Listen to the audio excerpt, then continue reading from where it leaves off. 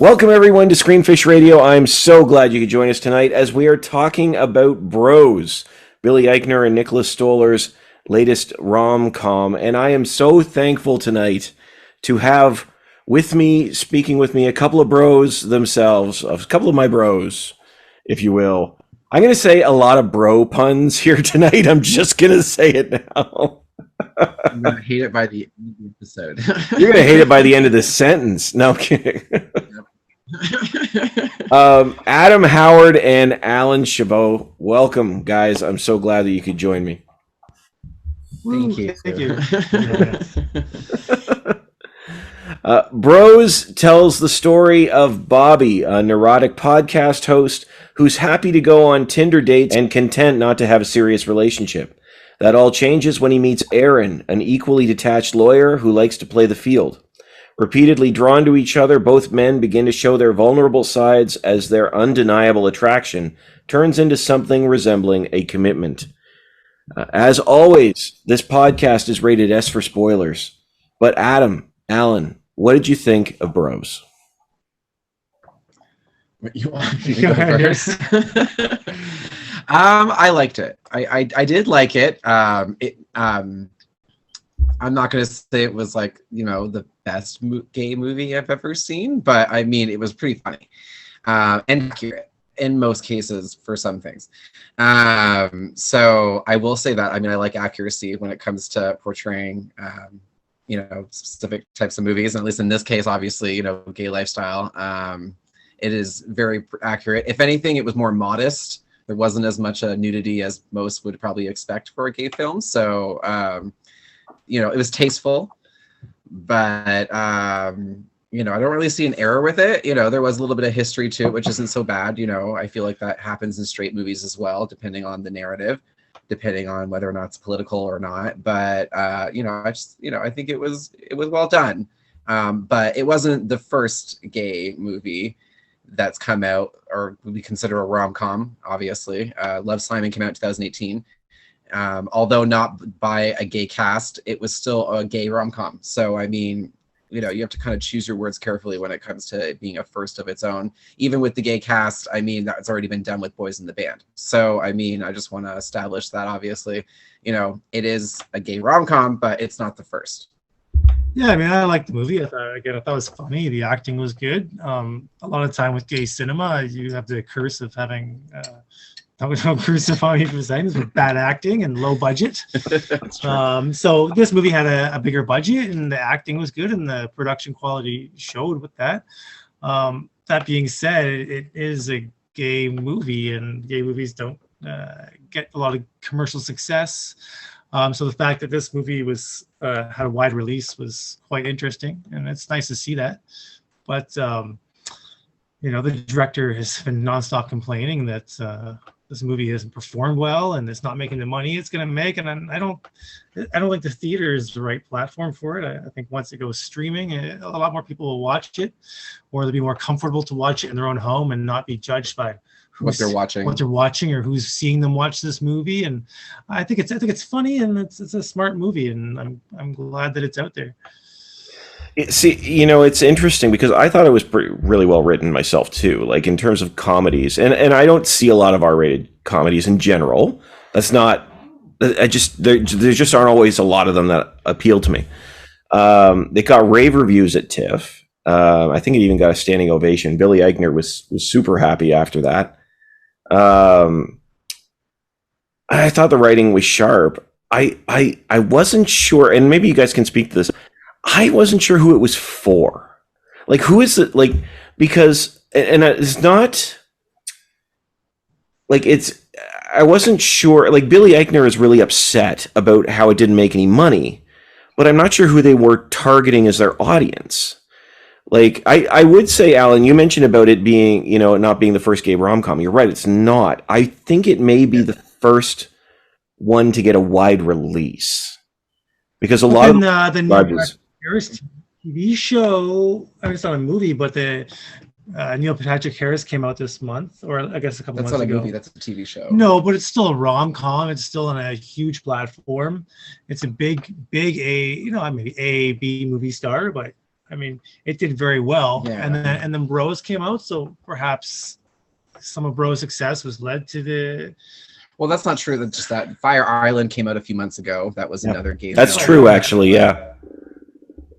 Yeah, actually, one of the actors that was in Fire Island was in Bros. So that's what I thought was kind of funny about it, was because I was just like, okay, I'm like, well, we know that he was promoting his movie and he was in a different movie and now he's in this one. So it's like, okay. But again, like the big deal for Billy was obviously like, again, like everyone was gay, which is great. You know, obviously there's no one straight portraying something that they're not. But at the same time, it's not the first one that's been done that, you know, that did that. Like I said, Boys in the Band had Jim Parsons, Matt Bomer, what's his name? The guy from Heroes. But again, it felt like Siler. all these things we're talking about, they all were targeting the gay community. But like Steve said, what's this movie targeting? Oh, I feel like it's targeted. Okay, it's written for gay people, but it's trying to be a.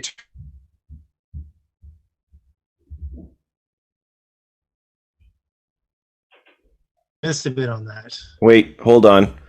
I lost you as soon as Alan said it's written for gay people. It's written for gay people, and Electrical energy. and you was gone. It was gone. Hold on one second here. I'm gonna let me just close a couple apps just to make sure that my computer is kosher. That may have been me. Oh yeah. Steve's got like 30 apps open. It's Candy Crush. I might have actually. All right, here we go. Okay, yeah. So like, sorry that I literally you froze right after you said that. Okay, I'll repeat then. I Sure. said it's written for gay people, but I think the target was for everyone. But how people are obviously perceive it is up to them. But like a lot of like the way that it's spoken and the things that happen in it, a lot of gay people would relate immediately, you know, by the interaction that they've gotten or their experience in dating or hookup apps or, you know, like sending a picture and then getting blocked. Like that's a staple.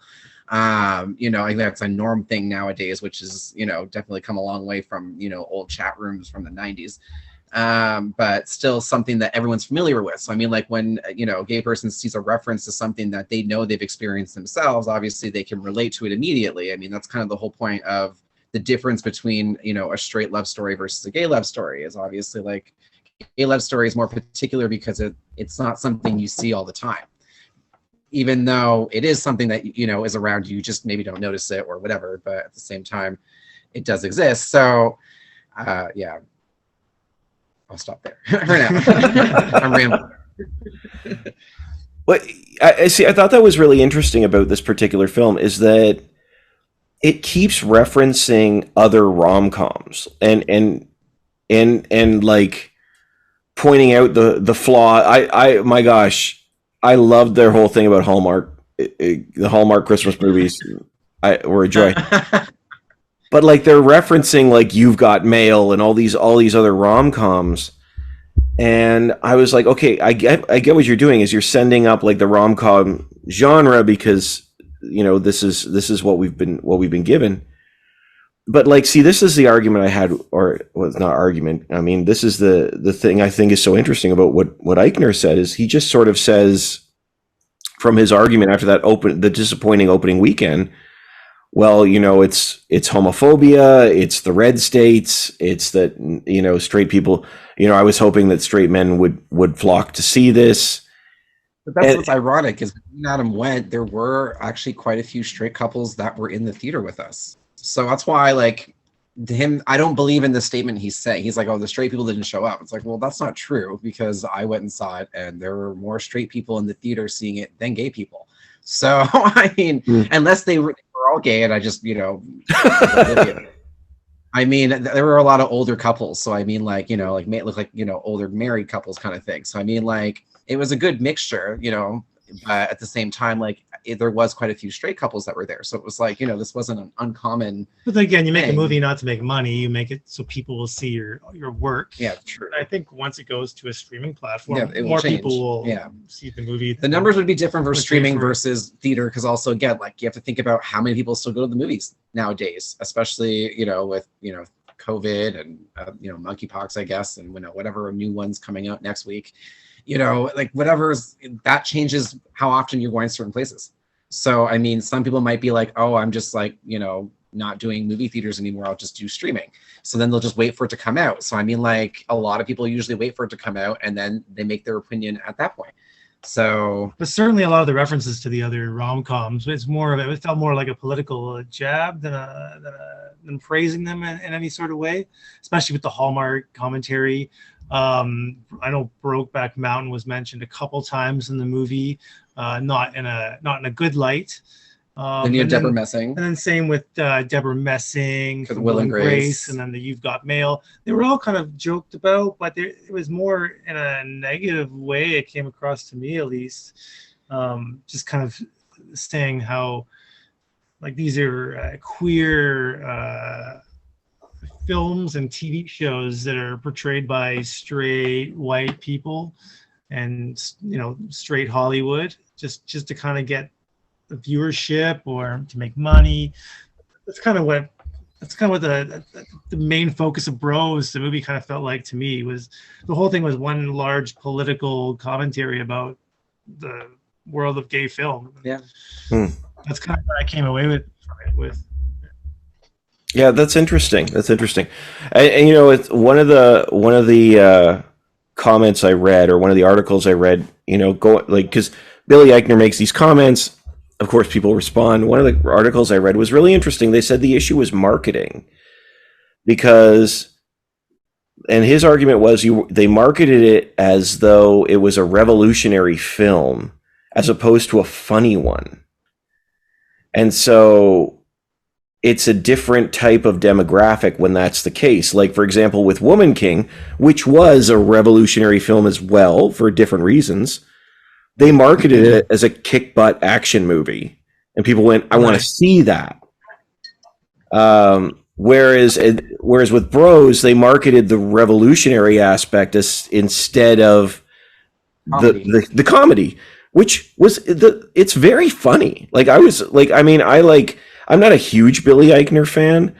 I loved him in Parks and Rec, but I'm not like I have to watch every Billy on the street or anything like that. I was never like that. But the writing between him and Nicolas Stoller, it was sharp. There was a lot there, and there was a lot of heart in the movie. That scene where they're sitting talking on the beach, I thought this was really well written. Like, this feels very genuine. But I wondered if that would be a factor too. Like, who are you trying to sell it to, and why are you trying to sell it to them? Was the question that I came out of. Well, my biggest problem with the movie is, like, slightly on the political side of it, is if you want to get this, especially like the straight community to watch your movie and be open with it, you have to make it, I use this term lightly, but you have to make it comfortable for them to watch it, I believe, as well. There's a lot of gay history in the movie, and at points in the movie, it did feel like I was being lectured. Yeah. I want to watch a movie to be entertained, not necessarily be educated. If I want to be educated, I'll watch a documentary or a docuseries. In the marketing, you're right. It definitely was played off as a heavier comedy, but I wouldn't have classified it as a comedy. More like a romantic political comedy, but it was heavier on the rom and heavier on the political side. The focus wasn't only romance. A lot of it was, his career, I guess, in the movie, as well as what that means, as far as his career in that relationship. Like, it's a part of the movie, but it was also its own thing. And it did kind of take over a couple times. Yeah, it did kind of spill in, and it was like, okay, I thought the focus was this, and right now we're focusing on this, and it's like, that's great, but like those things happen all the time. Like, why? Especially at some points, it felt less like a character-driven movie and more like a Billy Eichner visual memoir. Like, I don't know, like. Is this a movie about this character living in New York City, or is this like the Billy Eichner show? I don't know. It just felt very dragged at some points, and again, it just felt very like an educational kind of trying to teach me something about gay history, and I just don't know if it's the right place for it in that film. See, what's interesting with you saying that? Sorry, Adam. I didn't mean to interrupt you. Did I interrupt you? Okay. No. Okay. Because I think what's interesting about was what? Oh, I'm just getting a drink. okay. You know, what you said there was interesting, and that caught my attention because I felt they were teaching me.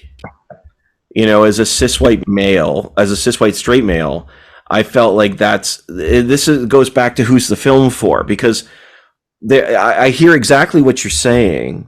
And actually, I appreciated that in some ways, because there were a lot of conversations that I thought there, like this idea about who writes the stories, I thought was fascinating. I was like, yeah, for sure. But there was a lot of anger isn't the word, hurt may be the word that caught my attention, which justifiably so, especially as we hear in like that scene on the beach. Like that really touched me. I thought that was really where he's talking about. I found that very moving. But a lot of the film, I felt like it was sort of like, hey, straight people, you better recognize that the world isn't, you wrote the stories wrong, which I can appreciate. I actually can appreciate that conversation. But see, that's why I hear what you're saying about them feeling like he was trying to teach. I felt like he was trying to teach the straight population about being aware. I just think that when movies get too preachy, it sometimes falls flat and you lose interest. I mean, that's certainly happened with me with other films. So it's just, I don't have a problem with the message or the context of the message, but it's just, I think there's a certain amount of preachiness that can happen, and then you kind of lose the want to finish the movie or recommend it to someone else. Yeah. That's also Jeff. Oh, go ahead, Alan. Right. Sorry. No, go. Like almost like when there's like you're watching a movie and you hit that middle part and there's a twist and then there's a double twist, but then you find there's just too much going on and then you get taken away and then you're wondering what direction it's going, and then you're like, and then you think it's going to end and then there's an extra half an hour and you're like, why is there an extra half an hour? And then it, I wouldn't say it necessarily did that, but there were parts where I was like, okay, this scene could have been shorter. Like you didn't need to do all this. You could have just skipped, okay, next to the next area of it. You kind of dragged out some areas where it was like, okay, like, it's a little much. Well, see, now you guys are just describing a Judd Apatow movie. That's the person I saw it with. We were like, oh, his name's attached, and I said, well, of course it is. I said, every time there's an R-rated comedy, I think a red light goes off in his apartment and he runs out screaming into the street because he's got to get his name attached on it.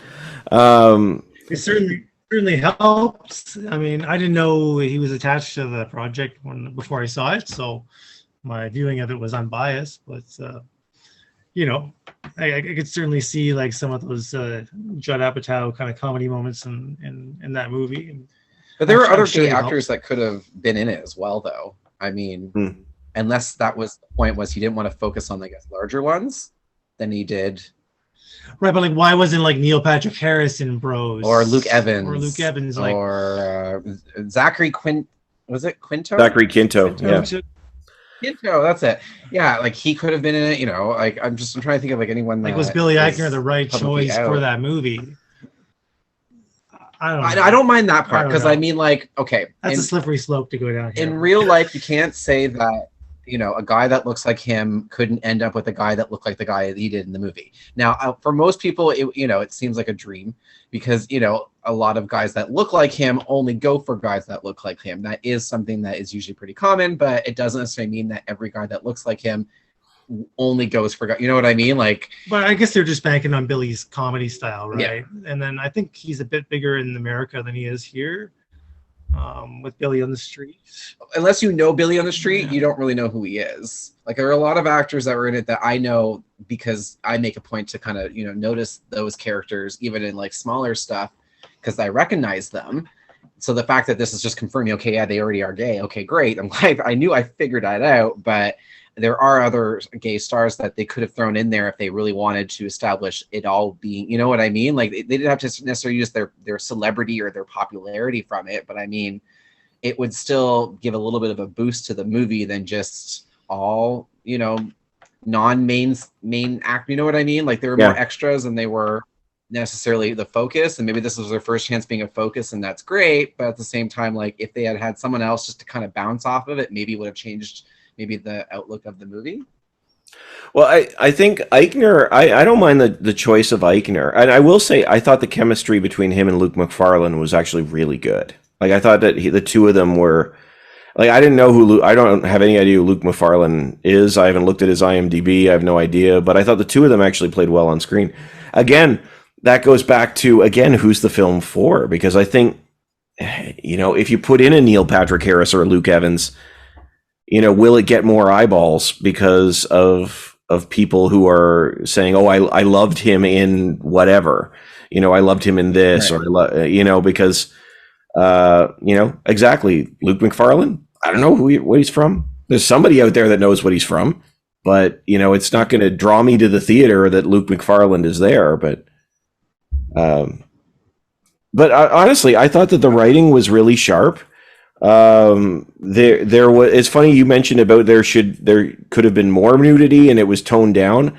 That was the part that I thought was a little jarring, because like I'm used to seeing a scene or two. There were some scenes in this that I was like, oh, there's more scenes like this, but that's me for sure. Yeah, it was rated R, definitely. Yeah, it was a rated R comedy. I think if you had watched the original, not the original, okay, I can't say original, okay, the second version of Queer as Folk that was out in the 90s, if you had watched the first season of that, I feel like the context wouldn't be as jarring, because to everybody else, that's normal. If that makes sense. Like, so like if they had portrayed a bathhouse, that would have been normal. That wouldn't have been such a shocking thing. Maybe they didn't want to go that angle because they would assume that the audience would assume that it's only about sex. So, I mean, they didn't focus on sex mainly. It was incorporated, but it wasn't just the main focus. Yeah, that's fair. That's definitely, I mean, the way they talk in the movie, the way like things are just discussed openly and just approached openly with no shame, like that's pretty much our experience in the community. Is we have like very little shame about talking to each other about certain things, and there's just it's very open, it's very communicative. That's just what this community is like, and that's what being a part of this community is like. So I felt that was portrayed like 100% accurate, bang on. Like that was a great job they did. Because a lot of gay cinema will like either make fun of it in a heightened like joking way, or it's just completely covered up in like a way to please the straight side of the narrative. So I think they did a great job with that, definitely. Yeah, it was very in your face, which it should be. I mean, and that's kind of the point, is like, gay culture is very much like when you're having a conversation and someone says a word that you maybe haven't heard in a really long time and it just shocks you, kind of thing. Like that's how I kind of visualize it, as in your face, of just like, you can say it freely and there's no judgment. These are, these words are usually like, the right appropriate time to say them. And it's like, this movie is definitely not one of those kind of movies. It's like, he's going to say it. He's going to, that was kind of the point of like that dinner conversation with like the mother, where like she didn't agree and he was like really trying to force it. He also got more aggravated and a little bit more vulgar as he went. So, I mean, like, that's kind of the point, is like, not everything about the gay community is necessarily vulgar, but I mean, like, it's like a normal part of the conversation, the social aspect, everything. Like, it's just, everyone's proud of themselves. They're proud of, who they are and how they want to portray themselves. And that honesty is just laid right out there. Yeah. That dinner scene was really interesting because again, perspective matters. And I came into, and I sat there and I was like, the mother seemed really supportive. I wasn't sure how to feel about that scene, because like you have Aaron asking, Bobby to tone it down. So Bobby turns it up, but the mother never showed to me any homophobia or anything. It was just sort of like I wasn't sure what they were going for there. I feel like they were going for like a conservative acceptance. Right. Like, right. yes, we know he's gay. We're not talking about that right now, kind of thing. But then she also liked the other guy. And the moment he left his wife kind of thing, like she was pushing him on him, which is kind of bad in obviously Billy's case, because it was more like saying like Billy wasn't good enough. She'd rather her son date this guy. Well, that's small town America. Yeah. I mean, I can't speak on that. Like, people from like tight knit communities. True. It is what it is. We grew up in the city, so I mean, like, it was never not found. Right. I think it's the point. She comes around at the end. She brings the class to the museum. Right. Yeah, she learned the lesson kind of thing or whatever. Like, oh, maybe you're right. Maybe I'm not teaching enough. Maybe I'm not aware. Like maybe I guess that was the point of that. But I mean, I don't necessarily think like she was being homophobic. No, I just feel like she was being like conservative acceptance, like a certain line of like, I understand it and I know bits and that's where I'm stopping myself kind of thing. But then she changed and she adapted and realized, oh, there's more to it. And which is great. So I mean, like you had that kind of lesson in the end. And then, but as far as the tone it down statement, I mean, that's to anybody. It's like saying, oh, turn off a part of yourself. We don't want everyone to see that right now. We can show that later. Like, that got me as well, because obviously it's like, that's like saying to him, unless you look like me, we can't date. Or you know what I mean? Like, unless you work out and you're buff or this or that, then it's not going to work. Or, like, it's just, you shouldn't do that to somebody, especially if you're trying to have a relationship. But obviously that guy was really struggling with that aspect as well, because he's not used to someone being out there. Again, I don't know. I might do the same thing. Like, we're at a dinner, it's not a place to express your political agenda. Well, not as loud as he was. I mean, he was just like, he got to say what he wanted to say, and he just kept pushing and pushing. But he did push a bit. It was like, you should know when to continue the conversation and when it needs to just pause. As far as dinner, in that regard, I mean, like, if your meal's coming in front of you, maybe this isn't the time for you to get into full-on detail about what was right and wrong about, each point. Pick your moment. Yeah. Pick your moment. Like, maybe you wait until a little later and just pull them aside and say, hey, I didn't really agree with you before. Maybe there is something that you're not understanding that I can help you with, that I can educate you on. And that doesn't make for a good movie, then. But that's not a movie, obviously, if you do it that way. So you have to kind of... You gotta ruin the dinner, Yeah, you gotta ruin the dinner. You're just like, oh, this is good. Oh, one to remember. You need that moment in the script. That one time, it's a good thing you got rid of him. Like, I feel like that's the conversation you would end up having. I love a good dinner party scene.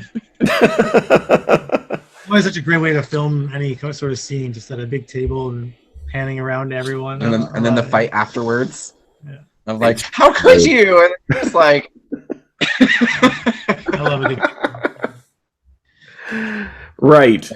No, that's fair. We've been there. We've all been there. Yeah. I use different fingers. That's all. I would love to talk to you both about the film and its portrayal of relationships. Alan, you used the word relationships because, I mean, now you and like we've talked about this over the years. But I still, again, being a straight white male, I just think it's so interesting.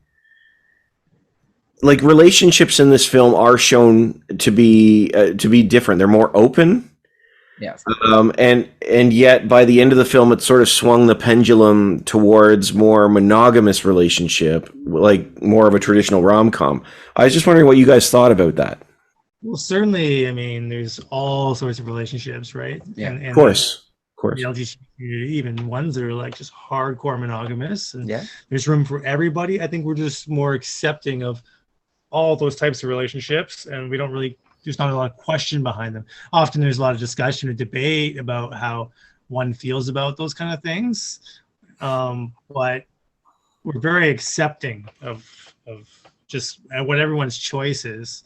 A lot less judgment in the LGBT community, for sure. Yeah, well, no, I agree. Like, obviously, like, you have,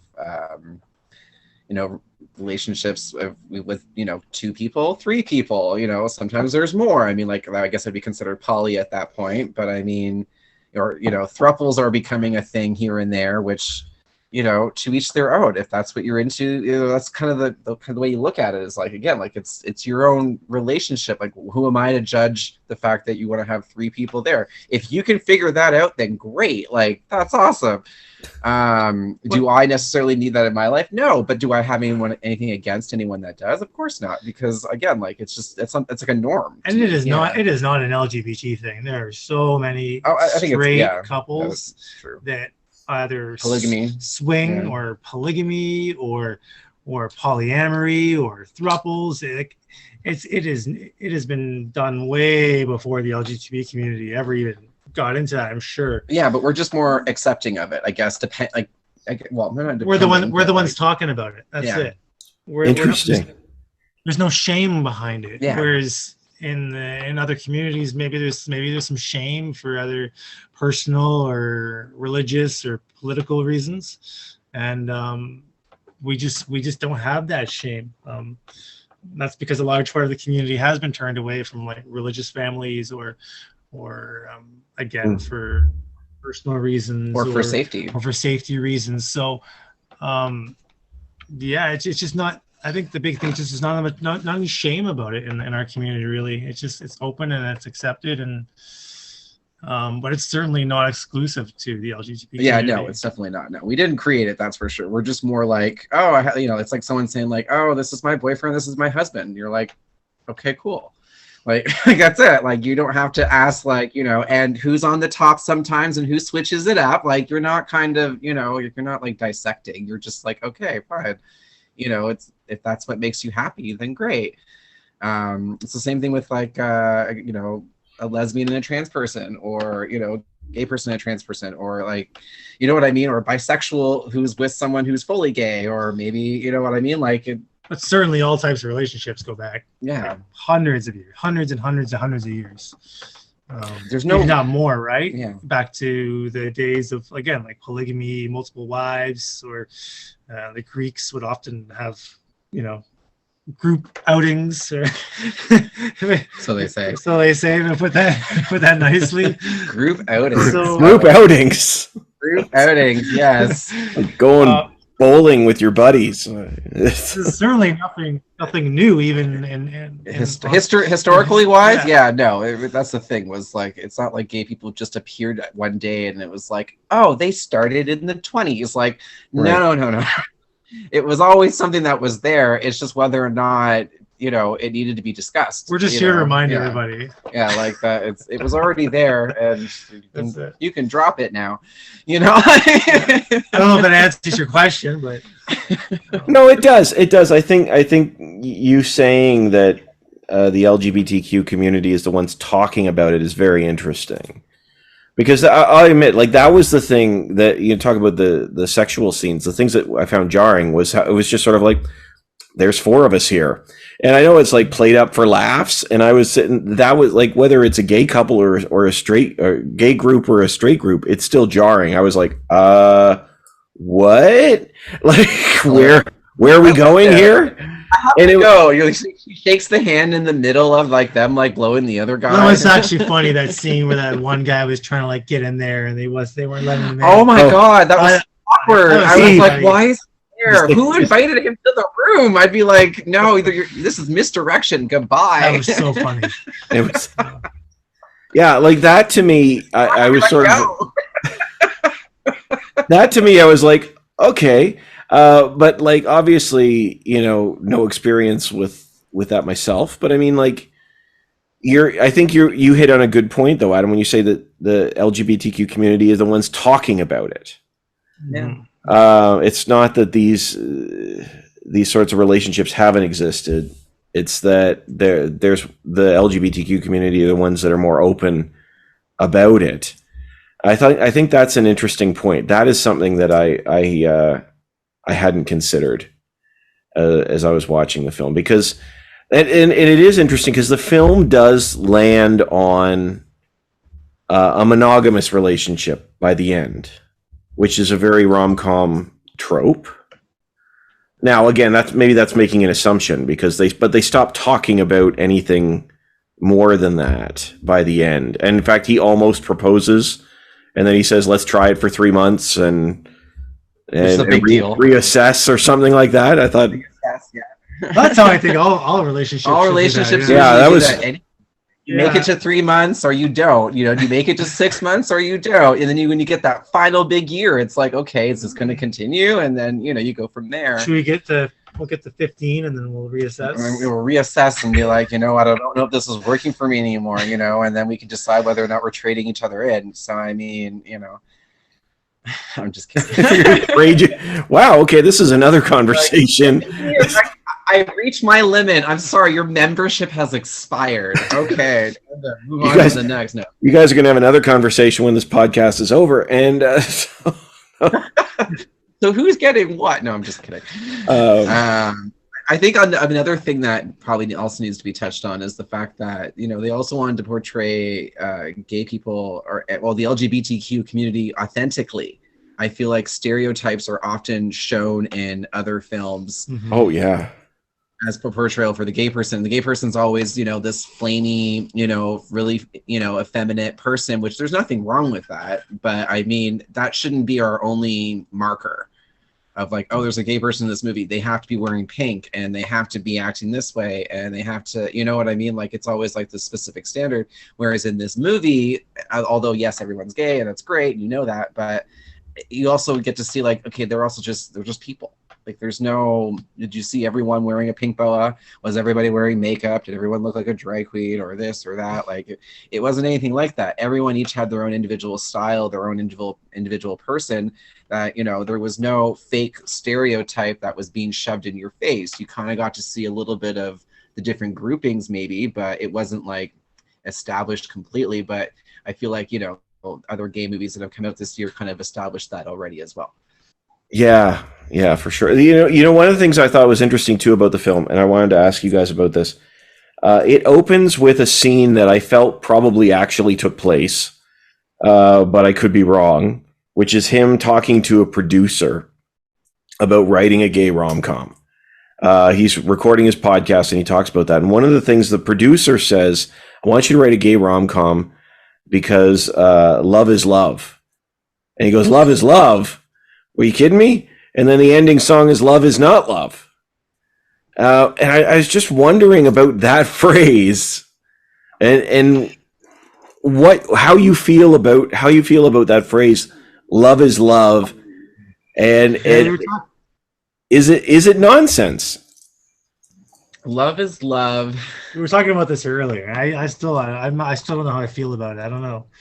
It's kind of a confusing. I feel like no one could ever give an entire definition of what love is because it's different.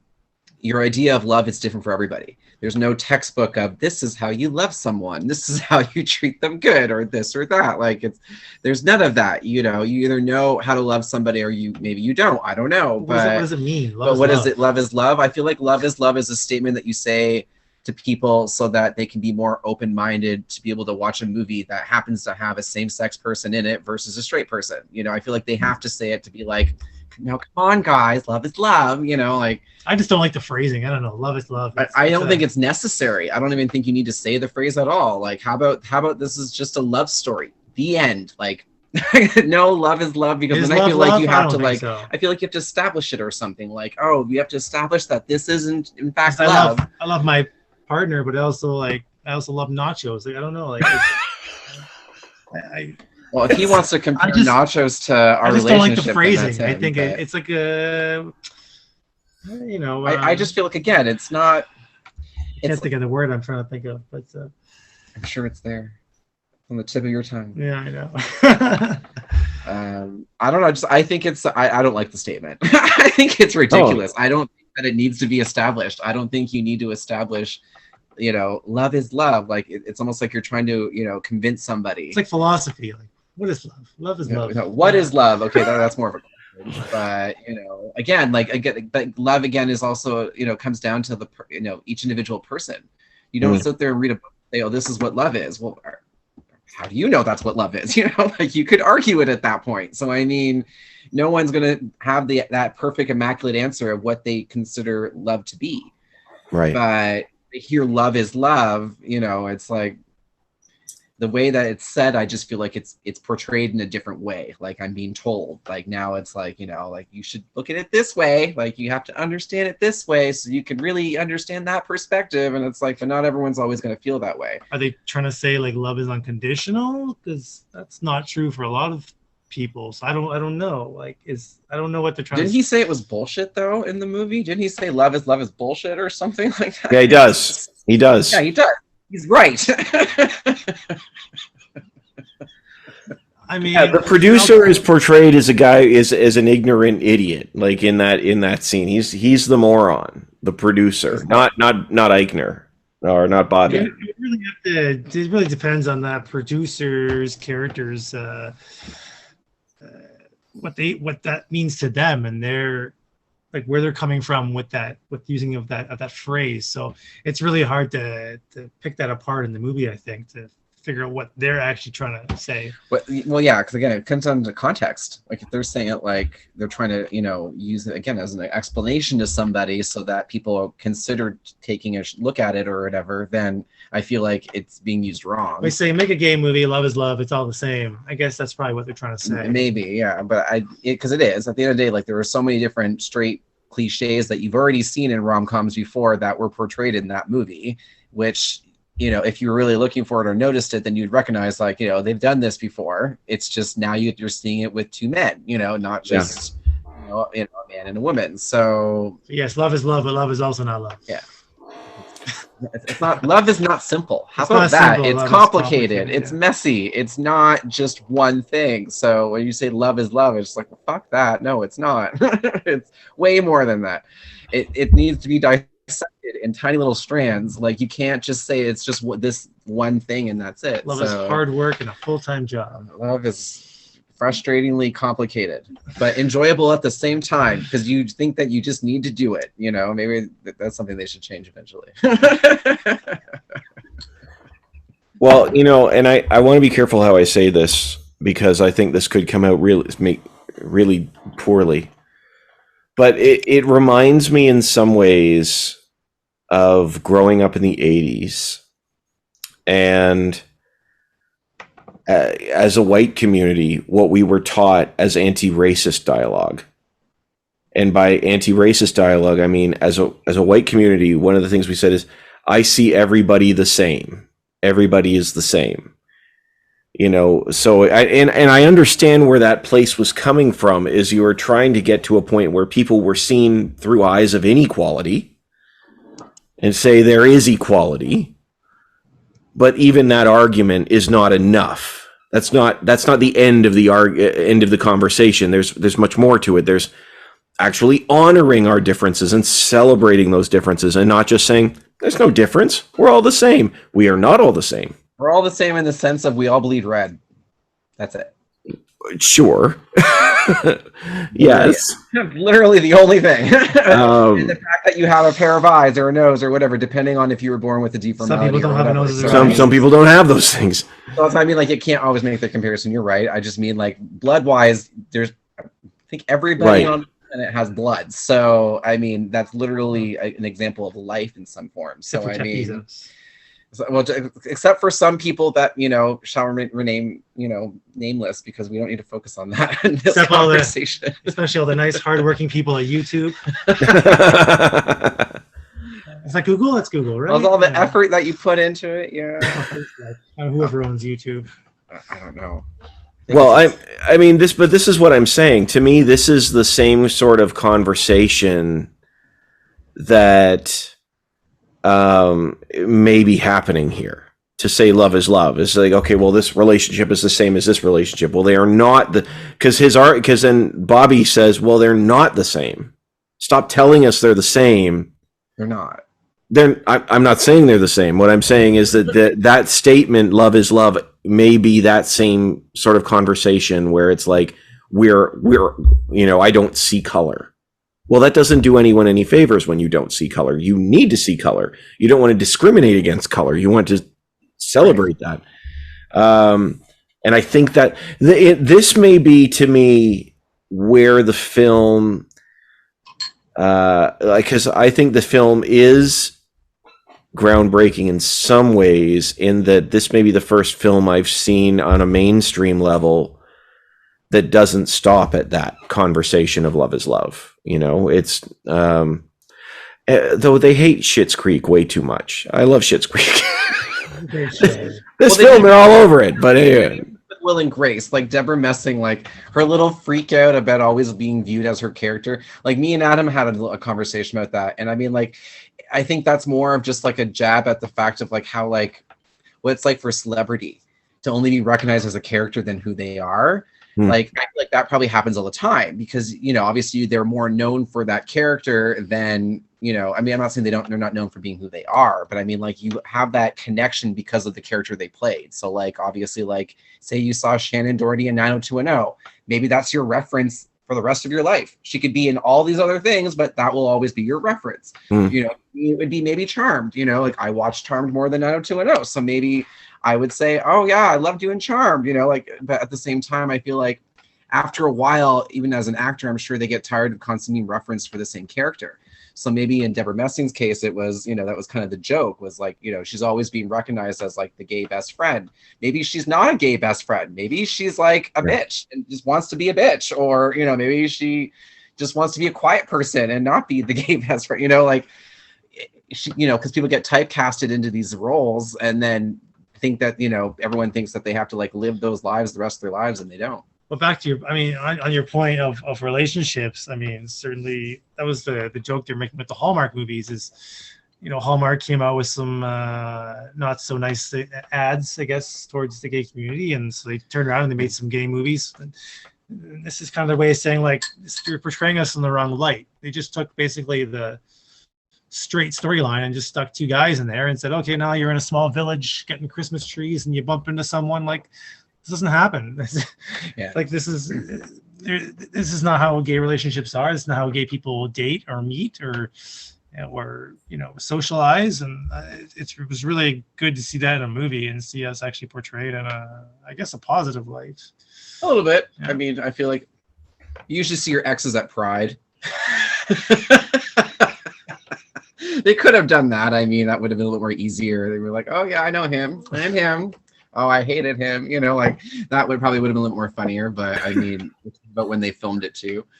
But I mean, well, he was on the float. He was on the float. Yes, you know, that's right. But it was an emotional moment. They were going for emotion there. You know, I guess so.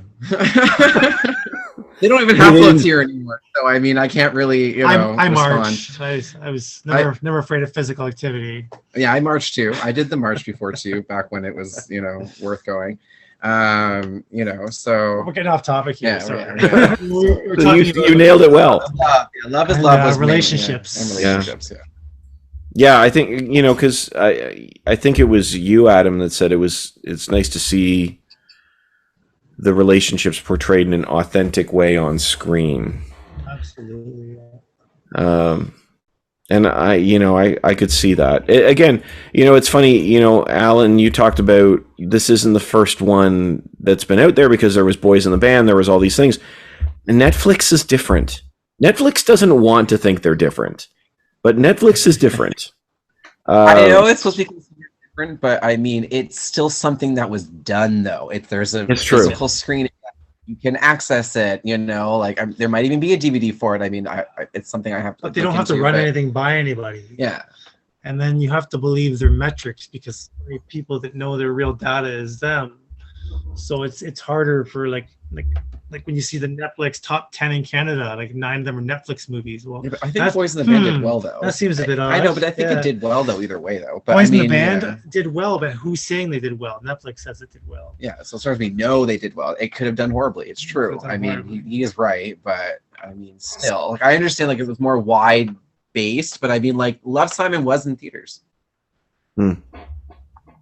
So, I mean, like, I don't know if it was, again, like, and usually anytime a gay film comes out or has any same sex, whether it's a small portrayal or even just like, you know, two people on the screen that might portray it, you know, we already know which countries are opting out. So, I mean, like, that's usually what it comes down to is like the different areas of where it's being released, who's going to hate on it the most, which group is going to come out of nowhere and say like, you know, they were offended or whatever. You know, like I feel like that's like a norm for a lot of films, but depending on the subject matter. But I think anytime there's a gay film or whatever, now all of a sudden you're portraying, you know, an opinion that not everyone's going to be jumping on, basically, and then it becomes one of those kind of situations as well. I'm certainly hoping the authenticity of the movie will help like pave the way for future films, hopefully to be a little more honest, a little more frequent. Well, frequent's hard because gay films don't really make money, but at least be more honest going forward and stop trying to portray like a whole entire community in a light that just isn't real. Yeah. There's a lot of, you know, like there are groupings and, you know, I guess in some ways, but I mean, you don't have to shove everyone into that same grouping. We're supposed to be woke, so let's wake up. So I hate that term. But anyway. I've never heard Alan say the word woke. I've never heard him even say the word. I'm not going to ever. I don't know how it got into slang. You know, I feel like slang used to be more interesting. Now it's just going downhill. 10 years ago, bros never would have been made. Yeah, no, that's true. An ideas table would have been thrown out right away. They would have been like, it's too risque. We can't do it. No. You know, the church will erupt, and then, you know, the moms will cry, and then, you know, yeah, no. 10 years ago, 20 years ago, even, it definitely wouldn't have. I mean, I mean, there are gay films that came out back then. It's just, again, like not mainstream like this necessarily. Right. I mean, I don't know if, I mean, Tu Wong Fu isn't necessarily a gay movie, but I mean, like, it is thrown in there. I mean, all the actors that were in that movie were straight, but it's not a gay movie, no. I'm gonna get because their characters were gay in the movie. I'll have to read the YouTube comments on that one, but no, their characters were gay. But was that not in theaters? Like, yes, it was. Patrick, oh no, that Swayze was. And what's his name? You always get his name. I always forget it.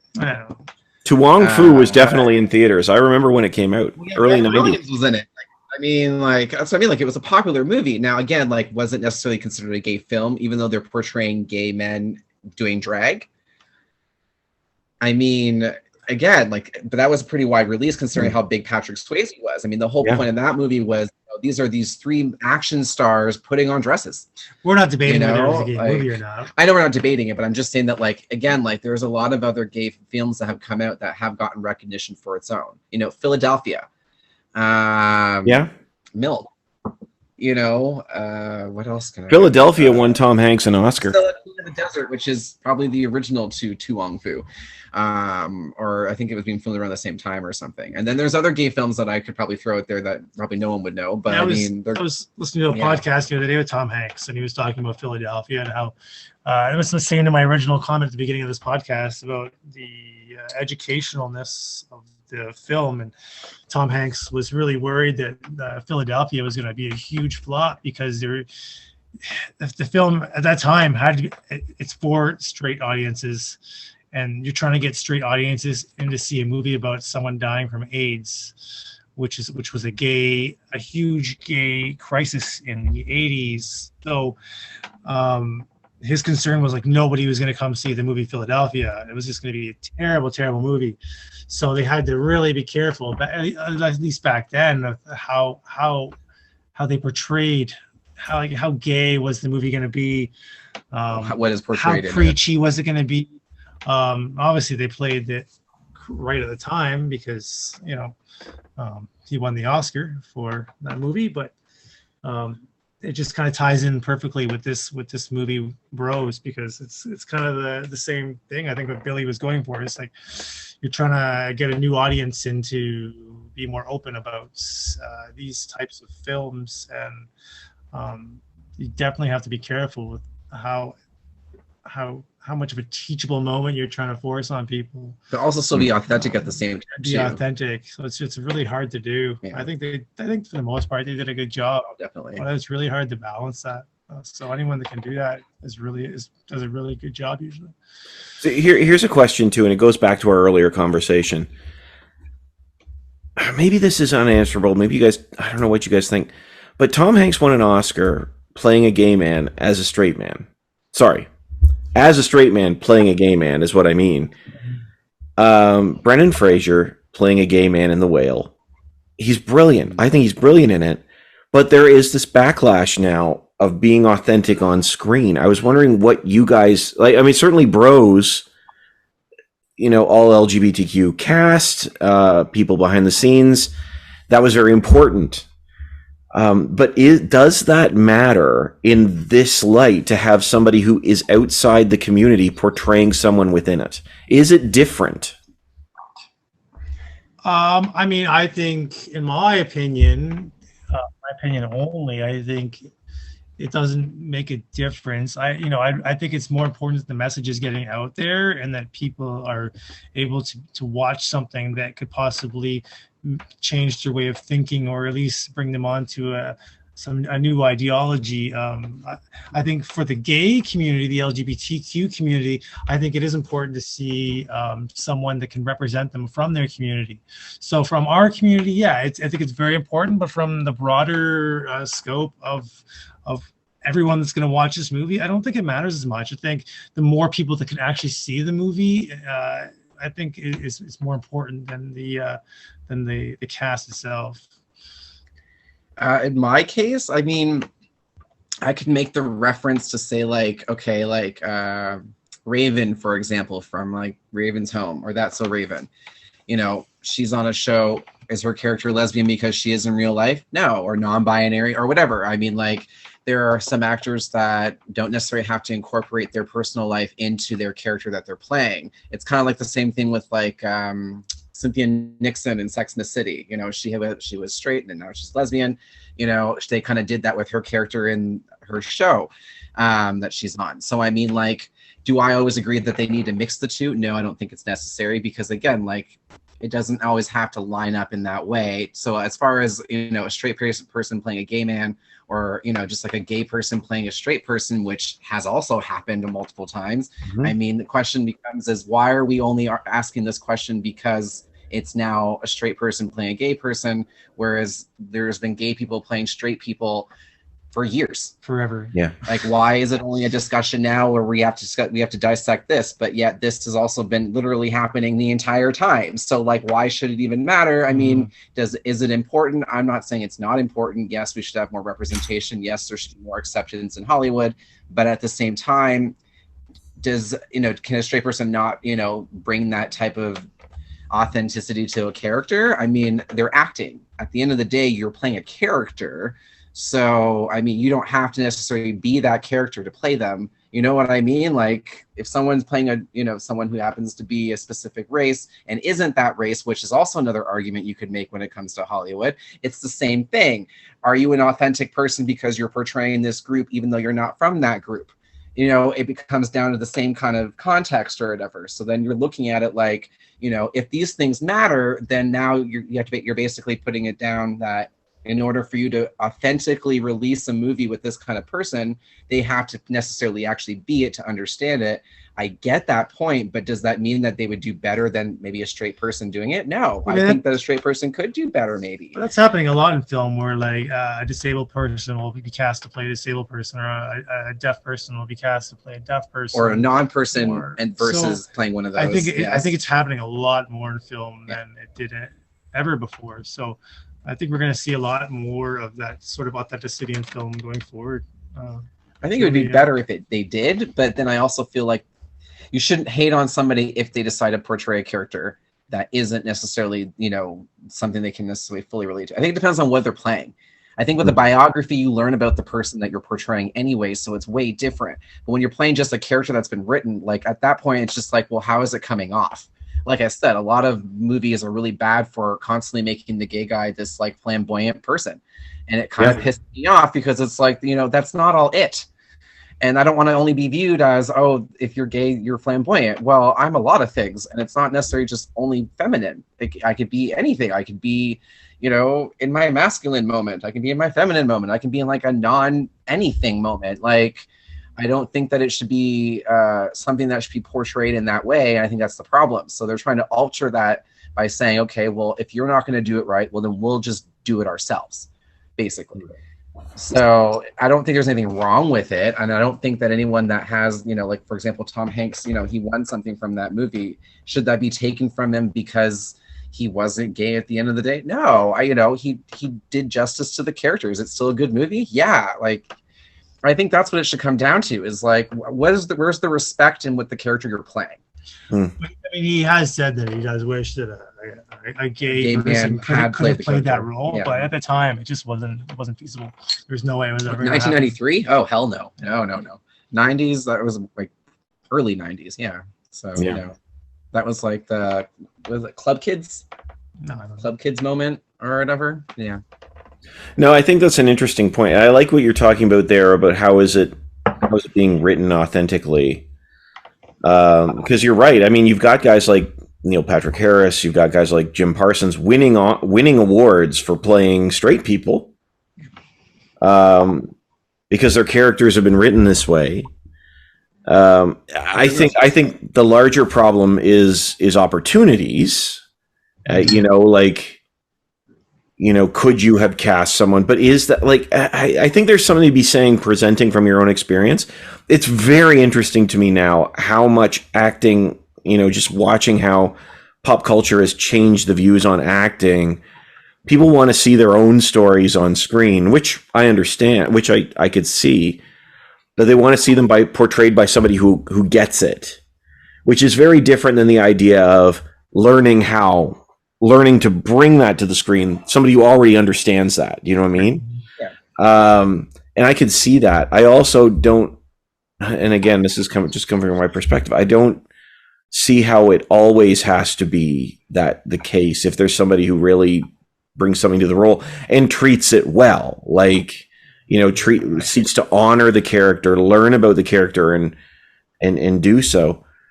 But I mean that obviously, if you have somebody that understands it, that's better. But I don't know. I was really interested to ask you guys that, because that was something that, I mean, that's something that has been, I've been wondering about for months, not just about this film, but in general. We've gotten very specific, and I think it's a very different way of approaching just acting in general. It's interesting.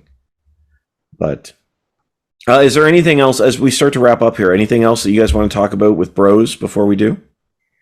I don't think so. Yeah, I think it's been pretty good conversation. Like I said, there's a lot of different angles you can kind of go at with this movie. It wasn't bad. It was a good movie.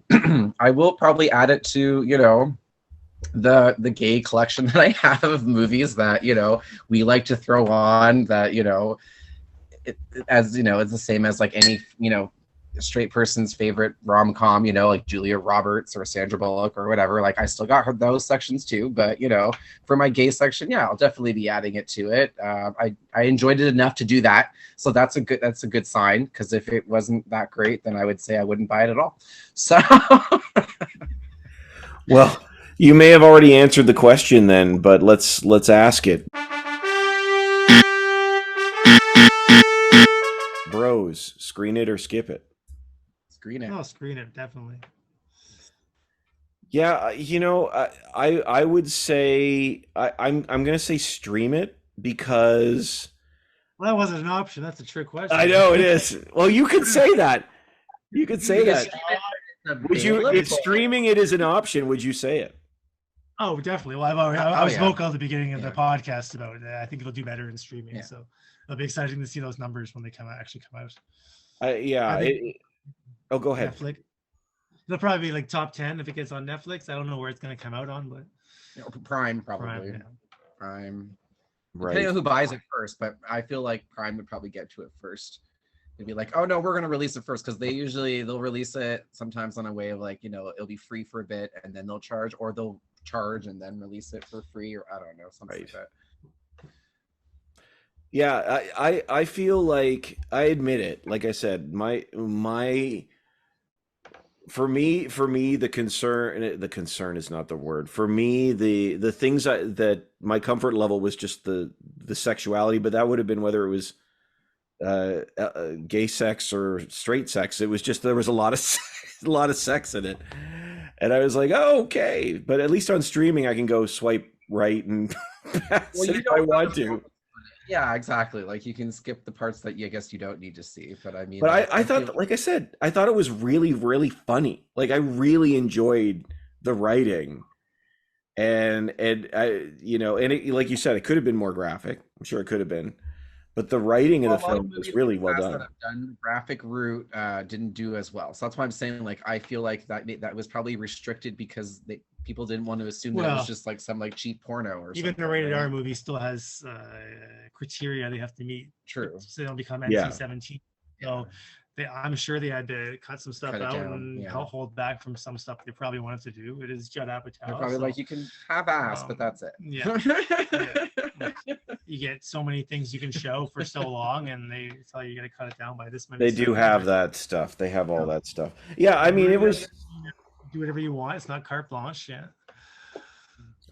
It was. I mean, like you said, it's an R-rated comedy, and you know, I admit, just R-rated comedies in general are not usually something. It's kind of funny.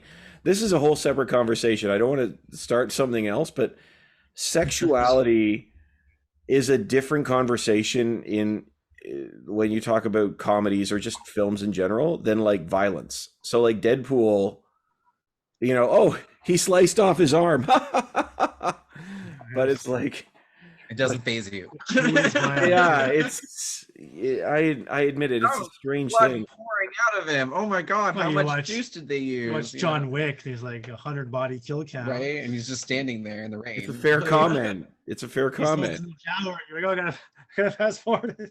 If you fast forwarded the violence in John Wick, it'd be 4 minutes long.